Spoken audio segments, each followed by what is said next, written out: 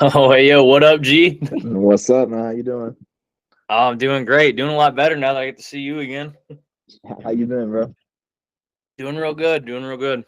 I forgive me if I look all fancy and stuff. I just came back from a job interview, so this isn't my normal civilian attire.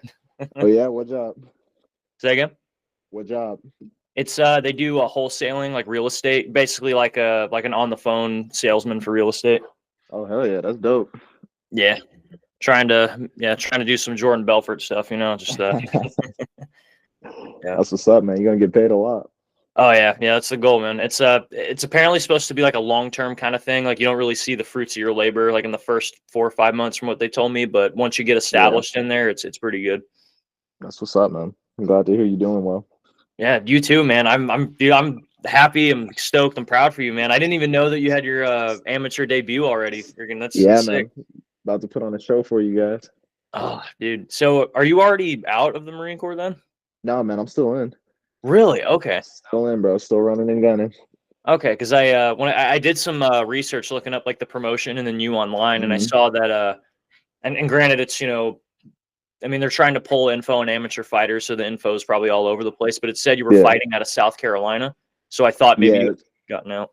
No, so that fight it was in South Carolina. That promotion was in South Carolina. So I drove to Myrtle. That's where that fight was. And then I Mm. fought out there. And then I the next day drove back down to Jacksonville. Okay, all right, that makes sense. Yeah. So what gym are you fighting out of? Combat Club? Is that where you're? No, so I'm fighting out of Raw MMA. It's a newer one. I don't think you were here when it was there. It opened up like 3 years ago. But the coach, I knew him from Combat Club. Oh, So really? he Okay. yeah, he left Combat Club and started his own gym, and then I just kind of followed him there. Oh yeah, man. Yeah. How is the? I'm really curious because like I know the MMA subject's like really big for me just because like I'm in Arizona now, where Hmm. it's like we have Vegas over here, so like the MMA scene over here Yeah, is huge. huge down there. Yeah. Yeah, just I'm really curious, like how is the in terms of like just the talent, the promotions, or like the not scenery, but like I guess the exposure, just like how is it Hmm. over in the Carolinas where you're or I guess on that part of the East It's Coast where you're primarily fighting? yeah, it's not super big, man. Obviously jujitsu is everywhere because Hmm. everybody wants to do jujitsu now. But as far as like MMA goes, it's not super big, bro, at all. Yeah, there's I mean, here in Jacksonville, we have like three MMA gyms, and then the nearest one after that is in Wilmington. So Really? it's yeah, so it's not that big, man.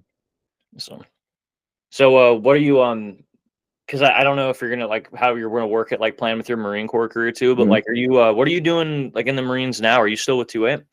Yeah, man. Still with 2-8. I've been with 2-8 for about 18 months, a little over 2 years, or a little under 2 years. Um, but yeah, dude, I'm just gonna say, yeah, man. Just hooking and jabbing. I like the job, man. It's job security, so Oh no yeah. reason for me to stop.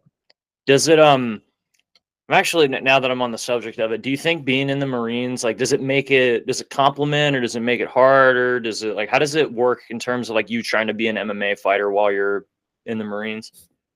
So I would say the mentality makes the sport easier, right? Because like whenever I'm like going into practice or I'm going to like get ready to fight or something like that, there's like a lot of nerves that people deal with, and then Mm. I'll just think back and I'm like, this isn't the hardest thing I've done, this isn't the most stressful thing I've done. I got 8 hours of sleep last night. I'm hydrated. Like it doesn't bother me like that. Obviously, like the hours and stuff Yeah. that plays a part because I'm not able to train as much as I'd like, and then I still have to like watch my weight and everything with still going to the field and all that. So that part's hard, but I Yeah. think being in the Marine Corps is a benefit if you want to fight because it puts things into perspective a little bit for you. You're like this isn't that hard, At least I'm not going to the field for 2 weeks or something like that. So Yeah. that's the way I look at it. Hmm. It's like worst case, this fight's only going to be 15 minutes, not Exactly. 2 weeks, in Like, bro, Bridgeport or I've wherever. played I've played games longer than 15 minutes, bro. It's not that big a deal to me. Yeah, man. So is physically does it make it any different or does it like how does that play in like with doing PTs and like having to be in PFT CFT shape like does that help or like make it worse, or how to? Yeah, I think they complement each other, you know? Like if you constantly have the mindset of, okay, I need to stay in shape for fights, I need to be able to stay healthy for practice, that's just naturally going to translate over into work that we're doing in the Marine Corps, you know, as far as rucking, running, swimming, all that. Yeah, I think they complement each other well because I don't drink or smoke or anything like that. And I do that specifically because I want to stay in as best shape as I can to just maximize longevity in both the career fields, you know, in MMA and in the military. So yeah, I think they complement each other well. Okay, sick. I like the optimism of that because I've thought about it like if I were to be in the Marines or like try to pursue it. And I've seen there's some others who are like Hmm. military, like Tim Kennedy, I think he was still in when Yep. he got big in the UFC. Yeah. Tim Kennedy's still in. Man, still in the military. He's still in. He's still a Green Beret, bro. He's still a Green Beret. God bless. I didn't even know that. Yeah. Man. So yeah, I've always been curious about that subject just because it's like it feels like because you see it from like MMA fighters or like at least in the UFC, you hear it from them all the time. Like they're doing 2, 3 a days. They're Hmm. hiring dietitians. It's like they make the MMA their life. And you know Yep. how like Marine Corps is. It's a 24/7. Like you're a Marine 24/7. Yeah.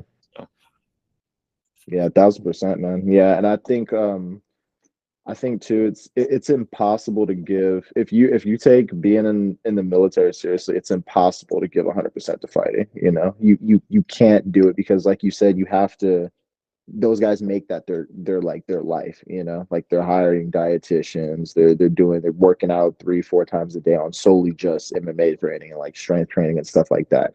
You can't do that while you're in. You know, there's so much time you have to give to being in the military, especially in the job that we do in infantry. You know, it's mhm. like it's a 24/7 thing. You know. So just to go on the infantry thing, are you an 11 then? I take. Yep. All Yep. right. So I'm 11. Mhm. And how does it did you ever because it's crazy to think how like you when you were in LAR you were attached to 2-8 on the Mew and Yeah. then like did you want to go to 2-8 or like how ironic does it feel that like you end up going to 2-8 after the So fact? yeah, it's super ironic. So what actually happened is I didn't go straight from LAR to 2A. What happened was we came back from deployment, and then like a year or two after that, I went to ANS, and I ANS remember from that now, yeah. MARSOC. Yeah, yeah, and I got selected for that, but then I got dropped at ITC.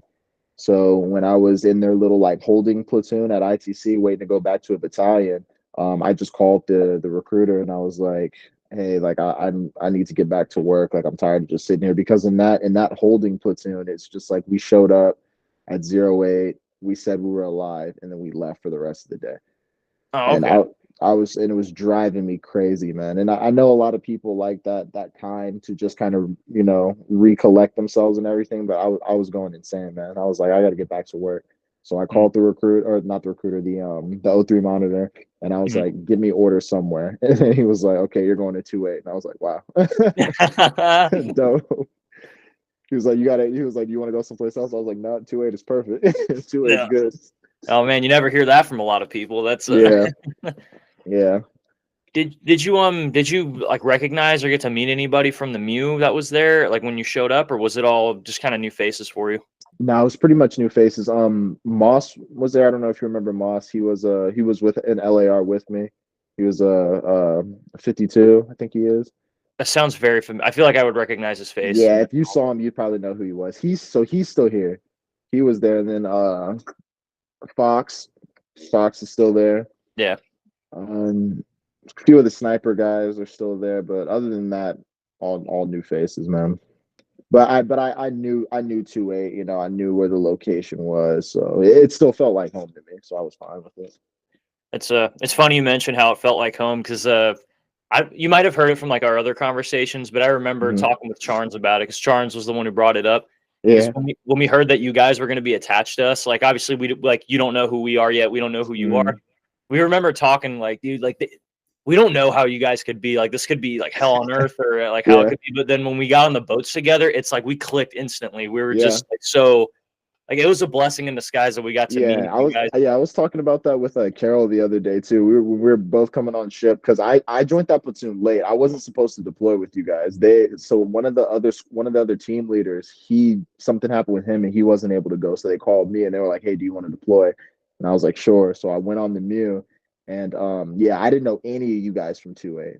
And then we got in there and I was a bit nervous. I'm like, "Damn, man, these guys are gonna be assholes the whole time." And you guys were super cool. Mm. Yeah, I like that.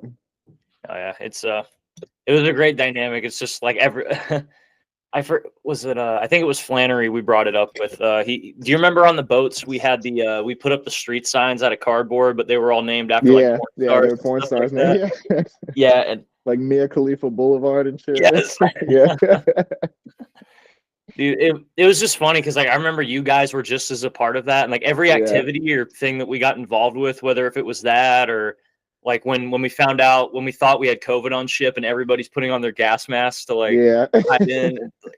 It's just funny, like we all did the same activities, or like we were all like taking each other's lead for stuff, and it was like, Yeah. That whole birthing, like weapons company in general, we were just so tight in there. yeah. How do you feel like the camaraderie like since going into 2-8 now? I mean, obviously you've been there for a little bit, but do you feel like you have Mhm. a pretty tight knit clique where you're at now? Yeah, yeah. Especially from the company level, like everybody's already all real cool. I'm an Echo company, Mm, so yeah. Everybody's all cool there. We got like a pretty tight knit group going on. okay. Yeah. Are you a fire team leader, section leader? What do they have you doing? Squad leader. So when I Mm, first got there for like the first like year, I was a platoon sergeant because my platoon didn't have a staff NCO. So okay. I was filling the platoon sergeant billet, and I did that for a while. I just recently actually became a squad leader because we got a staff NCO. So Mm. I Being hated a, that job, bro. yeah, I Platoon was just sergeant, about I to hated that piggyback off job. that. How was being a platoon sergeant? I meant, Dude, it's a lot of admin, logistic, behind the scenes work, all the stuff that I hate about the military, bro. I hate sitting at a desk. I hate making sure rosters are made. I hate doing all of that stuff. And that's a lot of the job of the platoon sergeant, is making sure that the platoon has things logistically and give tactical guidance to the platoon commander. But yeah, that stuff, like making sure the platoon had enough toilet paper and stuff. Like I hated that shit, bro. yeah, And I went to school to be a squad leader. I went to AIC and ISOLC. All of those are squad leader courses, so I know how to do the job of a squad leader, and that's the job that I want to be doing. But yeah. when I was a platoon sergeant, I just wasn't able to do that. I had to take up more of a logistical admin support role in the platoon, and I hated that shit.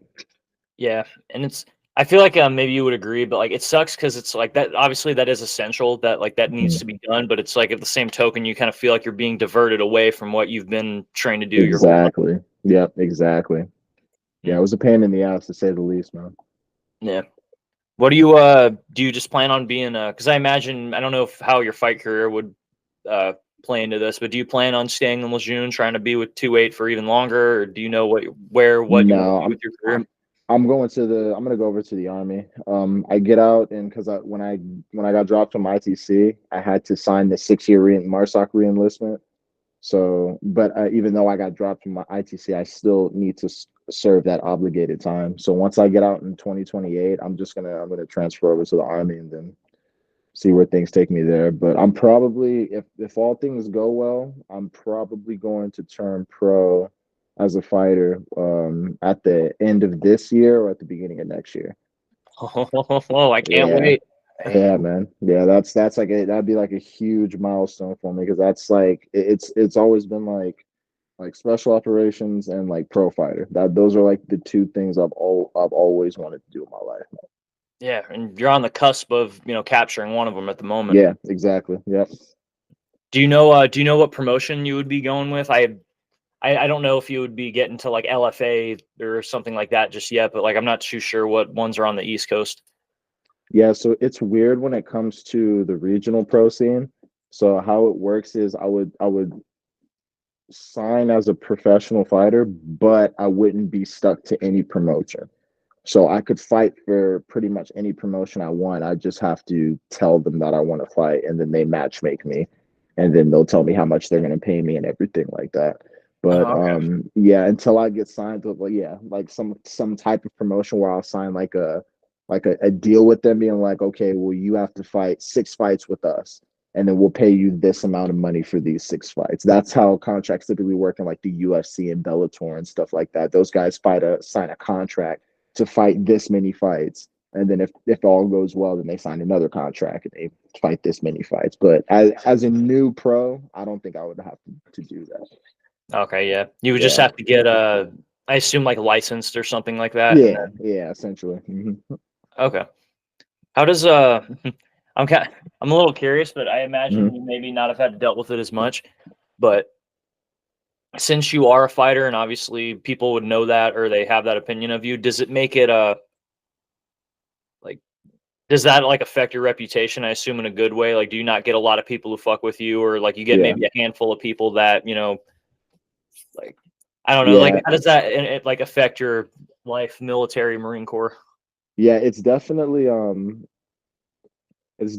like a thing that people notice when I talk about it, you know. And I always like I never want to be like the first person that's, oh yeah, I'm a fighter, don't fuck with me. Like I don't ever want to be like that, you know. No, I essentially I don't even really talk about it unless somebody brings it up or somebody asks me or something. I just try to keep it to myself. But yeah, there's definitely a difference before people know that I fight and then after. There's a difference in the way they talk to you and the way they treat you. But again, I never try to walk around and being like, oh, if you don't listen to me, I'll fuck you up. You know, I never try to be that guy.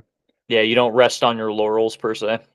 Exactly, but I will if I have to. I will if I have to for sure. Yeah, these hands are equal opportunity. Just ask Exactly. for Yeah, you them. ask for it, I gotta let you have it. So you're 1-0 right now, right? Yeah. Since I missed it, how did that fight end up? And do you know if it's on video somewhere? 'Cause I gotta Yeah, watch it now. yeah, I have the whole video. I could send it to you. So Yes, sir. it's actually funny. So the story behind that is it was me and then like 3 other guys from our gym that were fighting that night. Hmm. That guy that I fought, that wasn't supposed to be my opponent. I was supposed to fight somebody else. But the guy that I was supposed to, so the guy that I did end up fighting, he was fighting another one of my teammates that was fighting, and I was going to fight somebody else. But the coach was like, he didn't really have that much confidence in, he didn't like the matchmaking. So he switched the opponents around. Mm. So the guy that I was supposed to fight went to my teammate, and then I got his opponent. Oh, And okay. that guy that I fought that night, that was his 7th fight.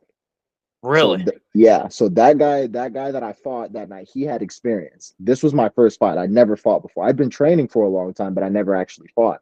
This Now, was not his 7th fight. not to diss this guy, but like he has 7 fights. But was he like a tomato can? Was he like two and Yeah. six or something like He was, that? Or like, yeah, it was something like that. Yeah, it was something like he was like 1 in 6 or 1 in 5 or something like that. oh, okay, He wasn't very good, but experience is experience, you know. yeah, He had the experience of fighting. So when I got in there with him, and this is something that I didn't anticipate when I first got in there. I didn't think I was as nervous as I actually was. Like I felt like, all right, I'm fine. I'm better than this guy. I'm gonna go in there and make quick work of him. And then when I actually got in the cage, I kind of like it felt like my skills, everything that I've done in practice, wasn't really working. I was kind of like freezing up a little bit. I'm like, what the hell's going on? yeah. And it took him to actually hit me for me to kind of be like, oh, okay, all right, I'm back to it now. So he came in and he threw the first punch, and this guy was really aggressive. He like came in, he went to go touch gloves with me. I told him I wasn't touching gloves, and then he just threw a right hand immediately. And I'm like, oh, okay. And then when he hit me, I kind of like rolled it off a little bit. I'm like, all right, cool. It snapped me back into it, and I started wrestling him. I took him down, and that whole first round, I controlled him on the ground. And then we go into the second round, and as I'm on the stool, like listening to my coach like turns over and he looks at the other guy, the guy that I'm fighting on the stool, and this guy's dead after 1 round. He's like leaning over his coaches, Mm, like super tired. And my coach was like, you know, look at him, he's tired. So I jumped off the yeah. stool, and there's still time in that we have to rest. And I get up off the stool, and then I like point to the center. I look at him, I'm like, yo, let's go. Let's go. You want to fight? Let's fight. Yeah. And then we go into the second round, and as soon as the ref said fight, I just run over there, and then I get like right in his face, and he throws like a weak jab or something, and then I just pull it and then hit him with the right hand and rock him, and then he like stumbles to the side, and then I just start laying into him. I hit him like 7, 8, 9 times, and he was just covering up, and the ref stopped it. Man. Yeah, man. Yeah, broke him after 1 round. Was did you go in with the nickname Violence? Because it seems very fitting. That's what everyone wanted me to. I don't even know what I told the promoter my nickname was, but I'll definitely tell him on this next one. Yeah. I love that, man. Yeah. What's the details about your second fight? Is it a similar setup, or do you know is there a better matchmaking, or? Yeah, so this one's going to be in Virginia, and it's going to be televised, and so the thing about Virginia is it's unified rules. So usually how it works with amateurs is amateurs can't knee to the head, they can't elbow, they can't do anything like that. But in Virginia, amateurs and pros have the same rules. So I can Oh, knee to the head, I can elbow, I can leg lock, I can do all the stuff that the pros can do, amateurs can do. And this guy's definitely better than the first guy I fought. yeah. More of a wrestler, but he's shorter than me. Doesn't have as long as reach as he does as I do, and I don't think he's cutting as much weight as I do. He looks like he's a smaller guy. I walk around at like 180, 185, and I'm Mm. cutting down to 155. So he's not going to be as big as me at all. Okay, nice. Yeah. Now, just so we can put the plug in for everybody to watch, what can you give the when, where, what program? Yeah, The it's program, I guess, what promotion it is too. yeah, the promotion is Rocket Combat Sport. You can search it up on Instagram, and they have the pay-per-view link and all this stuff in there. But yeah, Rocket Combat Sport, that's where we'll be able to see it. Mm-hmm. What day is it? Is it, you said August 3rd, right? August 3rd, yep. So a You- little less than 3 weeks away. yes, sir. Yep, almost there. Have you already started weight cutting for it, or how's that Oh going? yeah. Yeah, I'm like 165 right now, so only got 10 pounds to make. I'm good. That's an easy cut for me, especially dude, I walk up the stairs and lose 3 pounds. So So do you have the because I remember you mentioning like the beginner fight jitters that you talked about. mhm. One of my coaches, he fights in the LFA, and like he's really good, but he even mentioned the same thing like when he had his Yeah, first kickboxing fight. it's Like, do you weird. feel like you've gotten over that, or maybe do you just think that's the norm for whenever you're I fighting? Or hope so, man. If the thing about it is, I wouldn't mind it if it didn't stagger my performance, because I'll look back at the video of my first fight, and even though I pretty much dominated the entire fight, I remember in the moment like me just like being a little gun shy, like I'm like, dude, why am I not working how I normally work in practice? So I think that I can, or I hope that I can and it's different on my next fight. And the thing that's weird about that too is that I never got that in all the jujitsu, all the wrestling matches that I've done. I never had that before. It all just felt like practice. But then when I went in there to fight, it was a little different. And I've talked to like other guys that we have at the gym that are pros, and they said, yeah, that's your first fight is always weird like that. The next one's not going to be like that. It'll start feeling more like sparring. I'm like, okay, all right, cool. So I'm gonna trust their word.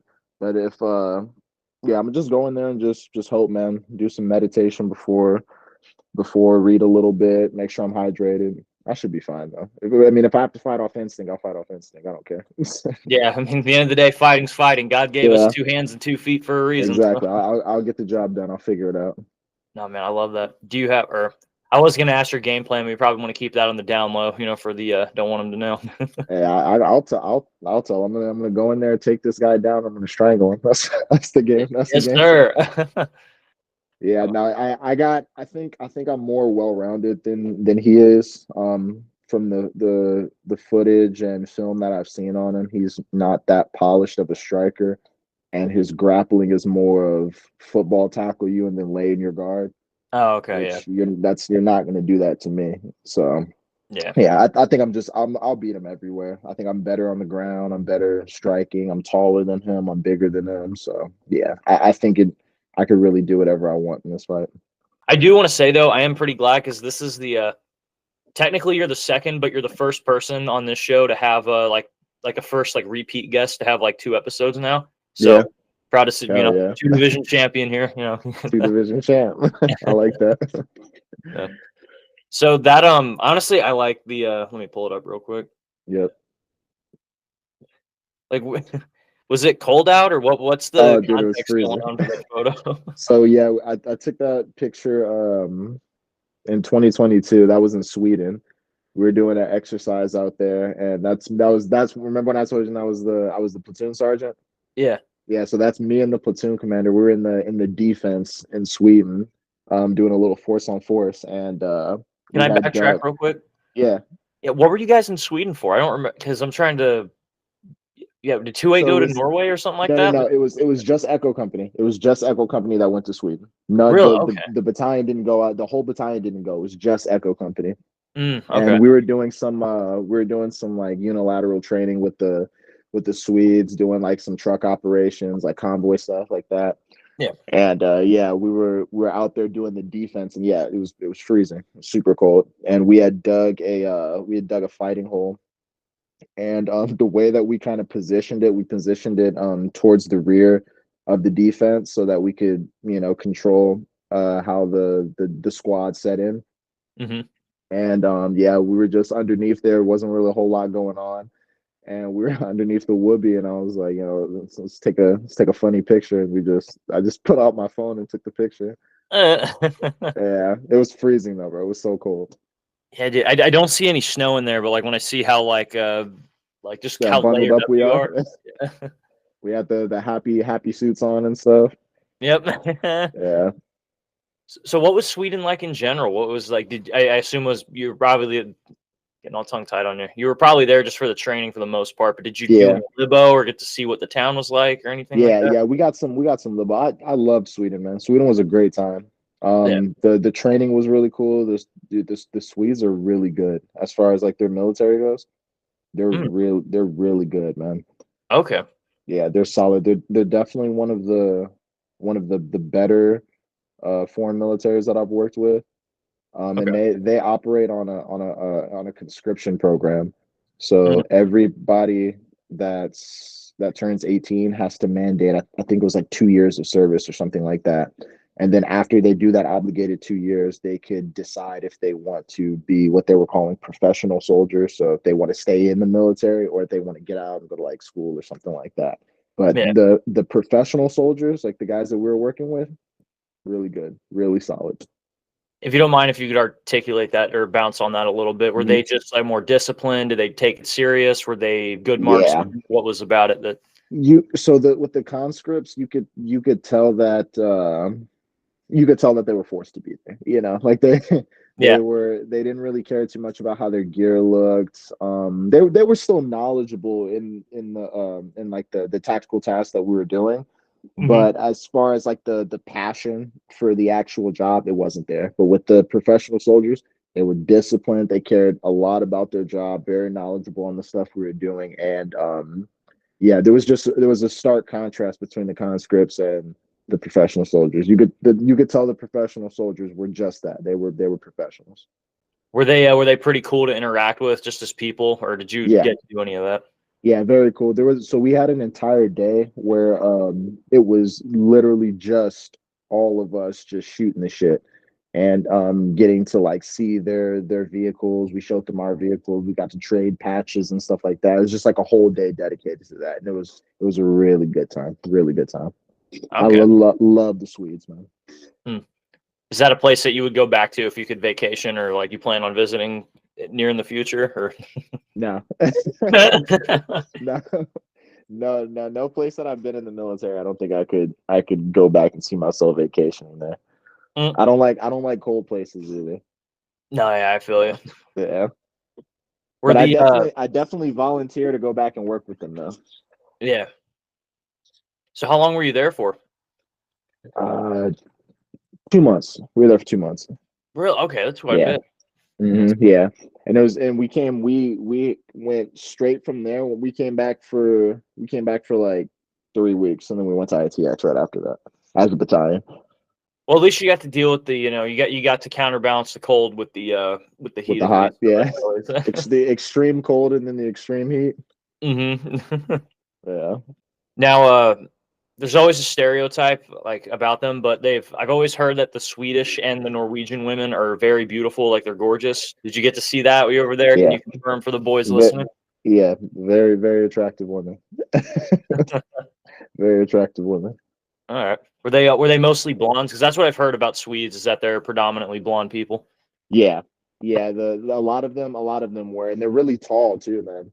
Really? Really, really tall people. Yeah, the women are, average height, but the men are like 6 foot and above. Every single one of them. Okay. Yeah, they're all tall. Nice. Did you get to see Alexander Gustafsson when you were there? Ah, dude, don't even. Okay, so the crazy thing about that, we were on Libo one time, and I can't remember exactly where we were at, some restaurant, and I just so happened that I looked up, and when I looked up, I saw a guy walking past with like a bag and some like Muay Thai shorts on. And I Mm, was like, okay. no way. So I got up like from the table and I went over there and I talked to him. Dude, there was an MMA gym that was right down the street from where we were at. And he took me over there. I looked at it, dude. It was a beautiful gym. It was like in like the basement of another building, but Yeah. they had a cage, they had a boxing ring, all of that stuff. And it was a beautiful gym. Yeah. And I didn't get the chance to train, man. Didn't get the chance to train while I was there. Dude, I think I know where we're going for our next fight camp, dude. I just Yeah, want to see right. this place. And I got the guys that guy, I got his like Instagram or something. And sorry, my dog is being a pain in the ass right now. Oh, you're fine, homie. Yeah, I got the guy's Instagram and we're like messaging and stuff and he was trying to get me to come in and train with him, bro, because this was like a month after I had my first fight. So I was like, yeah, dude, I'm a fighter. I'm trying to keep training out there. And we were messaging back and forth, dude. He told the coach and everything that I was gonna come through and I just never got the chance to, man. Was it just like Marine Corps rules with Yeah, restrictions, stuff yeah, like that? yeah. With Libo, and it just so happened that night we were going to the field the next day, so we had to prep to go. So it was just didn't happen. But it was annoying though because it was a nice gym and everybody in there seemed really cool. So I just wanted to get the chance to train with some foreign fighters, you know. Yeah, dude. One of my it's crazy, like just trying to be able to train like in a foreign place, like what it can do Hmm. or the mentality that it can bring to you. Yeah. One of my sparring partners, he's a Marine too, but he went to Thailand for a month and a half or so, like Yep. earlier this year, and Hmm. it's just the skill level that he brings. It's like, It's crazy. Yeah. man, it's nuts. Especially those countries that specialize in something. Mm, Like Thailand, going to Thailand and learning Muay Thai out there, it's different than learning Muay Thai here in the States. If you go to Brazil and you're doing jiu-jitsu, it's completely different. Like that's baked into their culture. You know, they take it very, very serious. Like everybody knows jiu-jitsu in Brazil. Everybody knows a little bit of Muay Thai in Thailand, you know? it's almost like they do it the right way, if that makes Yeah, sense. yeah. Like, It's yeah, it's it's like their national sport, man. Like mhm, everybody here knows how to throw a baseball. Everybody out there knows how to throw a round kick. yeah, that's a good way of putting it. Yep. Yeah, one of my he was telling me too because we'll usually, I don't know if you guys do this, but for Muay Thai, like we'll block like kind of like leaning into the kick, but we have our arm here. He Yeah. told me they don't even do that over there because they just say you'll just break your arm. So they, with the exception of head kicks, they just check the like if you're going for body kicks, they just try to check them too. Yeah, so they'll shell up, like raise their knee higher and try to catch it. Yeah. Yeah, Mhm. and it sucks now because like now that I think about that, I'm trying to check body kicks, but my mind is so ingrained to do this. I keep Yeah, to try to catch it. Yeah. yeah, I feel disappointed even though I blocked the kick. I'm like, damn it, I need to check it every Yeah. time. Where do you train Muay Thai at? It's a place called Arizona Combat Sports. So Okay. it's right next to Arizona State. And dude, like when I mentioned how big the MMA scene's out here. So do Yeah. you know of so you know Henry Cejudo, how he has his own gym? Yep. Yeah. So we're 15 minutes away from his gym. Oh wow. Yeah, there's Damn. like my gym's not even all that special in terms of like professional talent, but we have two guys who were in the UFC. We have two guys in LFA. We have, I think the most famous active fighter we have is Tyrell Fortune. He's the BF, he's a Bellator fighter. yeah, Bellator or PFL. Oh, PFL. Okay. Yeah, well, yeah, because I don't know what's the right term because they think they finalize that merger or the buyout that happened. I don't know. They may have. I didn't even hear about that. Yeah, something like that. But Yeah, yeah, and like, but there's so many fight gyms over here. Like within a half-hour radius, you have that. You have MMA Lab. There's like a handful of other gyms that just have people in that. that's crazy, dude. That's a huge MMA scene. Oh yeah, it's so like we even have one of the guys who his name is Kevin Natividad. He was in the UFC.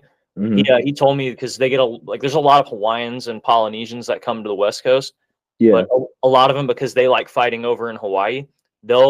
Some of them they'll just fly out to Arizona or California to train because they don't get any exposure back home, so they just show up here.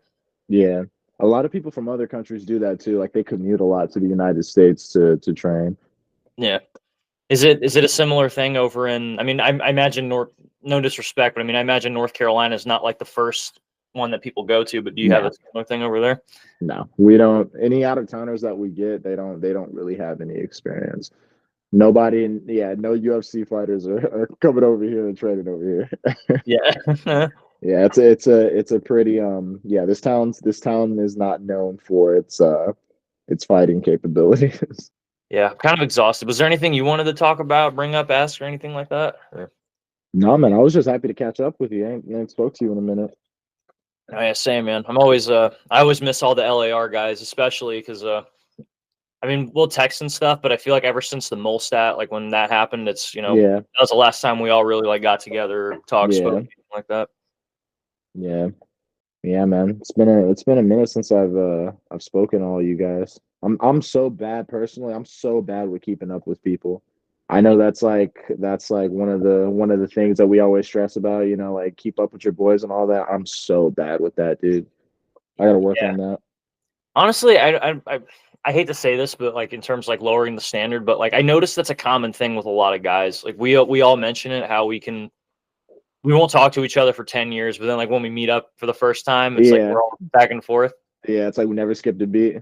Yeah, it's weird. I don't know why, like, because I feel like every guy feels that way about themselves, but it's like all is forgiven when we actually end up meeting or talking for the first time in a hot minute. Yeah, I don't think men need to talk to each other every single day to keep that bond strong, Women got to do that shit. Men don't really have to. Yeah, I agree. Women will act like they don't know each other if they haven't spoke to each other in a week. That's so true. It's like when you were in high school and the summer's about to let out, but there's like girls crying and hugging because they're not going to see each other for 2 months. Like, yo, it ain't that bad. Like, bro, I won't see you in 2 years and it'll be fine. Yeah, dude. Yeah, I'll try to see. I don't know if you'd be open to it, but because I'm debating on trying to fly out to Virginia or North Carolina later on in the year. I'd love to catch up with you or maybe see you at one point. Yeah, bro, I'll be down. Just let me know. Let me know where you want to go, because obviously some places are closer to here and some places are further in Virginia. But if you're ever down there, let me know, man. I'd love to. All right, so dog's stealing the show. He's being a pain in the ass over here. All right, so before we go, we'll do the usual tradition before we wrap up. Okay. So we'll reiterate it again, but even though we did earlier, but plugs, promotions, if you want people to follow you on social media, we'll definitely promote the fight one more time. And then advice to the boys that are still in, even though you're still in, but just make it for everybody. Yeah. Rocket Combat Sports. August 3rd. I will go in there and then I'm gonna finish this guy. Yes, sir. Advice for guys that are still in. Take this shit seriously, man. Take this shit seriously, because we've gotten so used to this peaceful time in our history where not a whole lot's going on. Doesn't seem like anything crazy is on the cusp just yet, but all it takes is a drop of a hat, man. So don't say I'm gonna take it seriously when shit's going down, because it's gonna be too late by then. You're gonna be dead by then. So take this shit seriously now. Keep studying, staying in shape. Just take the job seriously. That's all the American people can really ask of us. This is just take the job seriously, whether we're doing something or not. Yeah, and especially with this last week and all the stuff that's been going on, that's definitely some wise words of wisdom. Oh man, it's gonna get crazy here soon. We've enjoyed peace for a little too long. No, I feel like that. All right. Well, you do a good job of waging war, both with the Marine Corps and in the cage. Yeah, everybody, please follow this man. Watch his fight. Robbie, I love talking with you. I wish you the best of luck. Yeah, bro, I appreciate it. I'm glad I got to talk to you, man. Hey, Sam. All right. All right. Love you, homie. Take care. Yep, love you, bro. I'll see you later. All right. Bye, everybody.